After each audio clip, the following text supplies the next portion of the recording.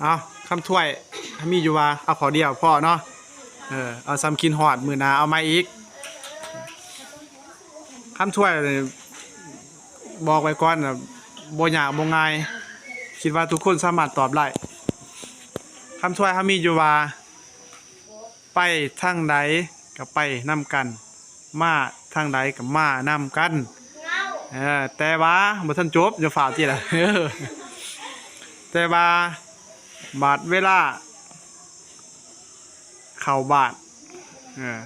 พายืนถาอยู่กลางเฮือนแม่นหยัง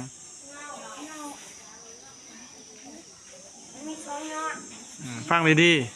ๆไปทางไหนก็ไปนำกันมาทางไหนก็มานำกันบัดแต่ว่าพ่อเข้าบ้านยืนถาอยู่ตารางเฮือนแม่นอีหยังฮะเกือโอ้เก่งนะเธอมือช่วยตัวเองเนี่ยเอาไปทางไหนก็ไปนำกันเนาะไปขึ้นเฮือนนี่สิใส่ขึ้นอยู่บ่หัวกระปุดไว้กลางแน่เนาะเพิ่นก็ยืนเพ้อเว้อท่าเฮาอยู่ติเห็นบ่ปานใดวะสิลงมาเห็นบ่